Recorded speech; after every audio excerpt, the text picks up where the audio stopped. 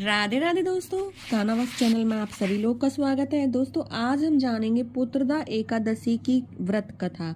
तो वीडियो के अंत तक बने रहें। चैनल को लाइक सब्सक्राइब जरूर कर दें। बेल आइकन का बटन दबाना ना भूलें, जिससे कि आने वाली नोटिफिकेशन आप लोगों के पास जरूर पहुंचे।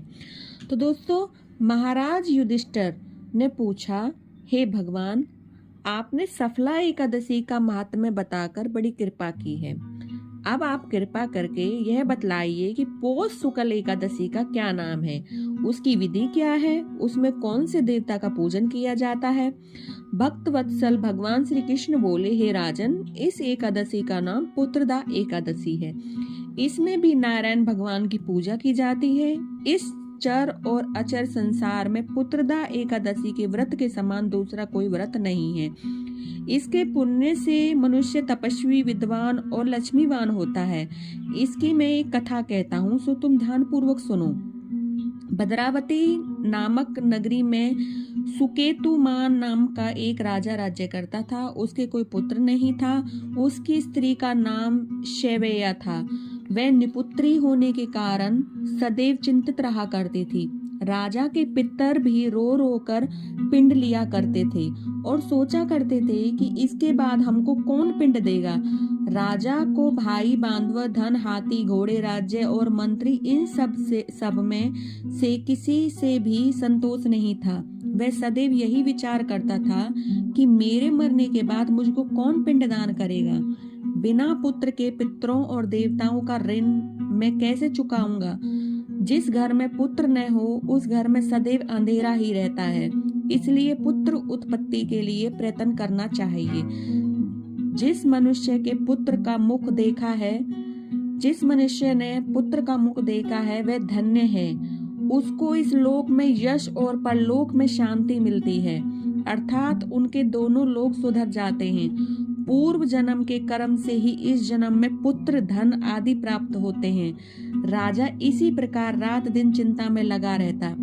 एक समय तो राजा ने अपने शरीर को त्याग देने का निश्चय किया, परंतु आत्मघात को महान पाप समझकर उसने ऐसा नहीं किया। एक दिन राजा ऐसा ही विचार करता हुआ अपने घोड़े पर चढ़कर वन को चल दिया तथा पक्षियों और वृक्षों को देखने लगा। उसने देखा कि वन में मृग, व्याघ्र, सुअर, सिंह, बंदर, सर्प आदि सब भ्रमण कर रहे हैं। हाथी अपने बच्चे और हथनियों के बीच घूम रहा है। इस वन में कहीं तो गीदड़ अपने कर्कश स्वर में बोल रहे हैं, कहीं उल्लू ध्वनि कर रहे हैं। वन के दृश्यों को देखकर राजा सोच विचार में लग गया। इसी प्रकार आधा दिन बीत गया। वह सोचने लगा कि मैंने के यज्ञ किए, ब्राह्मणों को स्वादिष्ट भोजन से तृप्त किया, फिर भी मुझको दुख प्राप्त हुआ क्यों। राजा प्यास के मारे अत्यंत दुखी हो गया और पानी की तलाश में इधर उधर फिरने लगा। थोड़ी दूरी पर राजा ने एक सरोवर देखा। उस सरोवर में कमल खिले थे तथा सारस, हंस, मगरमच्छ आदि विहार कर रहे थे।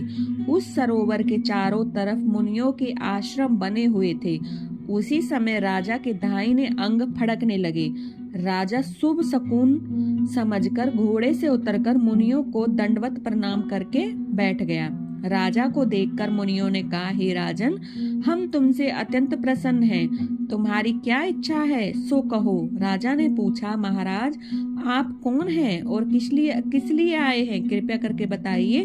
मुनि कहने लगे कि हे राजन, आज संतान देने वाली पुत्रदा एकादशी है। हम लोग वृषदेव हैं और इस सरोवर में स्नान करने के लिए आए हैं। यह सुनकर राजा कहने लगा कि महाराज, मेरे कोई संतान नहीं है। यदि आप मुझ पर प्रसन्न हुए हैं तो एक पुत्र का वरदान दीजिए। मुनि बोले, हे राजन, आज पुत्रदा एकादशी है। आप अवश्य ही इसका व्रत करें। भगवान की कृपा से अवश्य ही आपके घर में पुत्र होगा।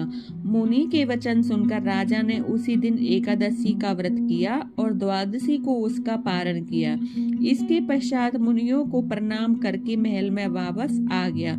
कुछ समय बीतने के बाद रानी ने गर्भ धारण किया और 9 महीने के पश्चात उनके एक पुत्र हुआ। वह राजकुमार अत्यंत शूरवीर, यशस्वी और प्रजापालक हुआ। श्री कृष्ण बोले, हे राजन, पुत्र की प्राप्ति के लिए पुत्रदा एकादशी का व्रत करना चाहिए। जो मनुष्य इस महात्म्य को पढ़ता है, सुनता है, दूसरे को सुनाता है, अंत में वह स्वर्ग की प्राप्ति उस मनुष्य को होती है।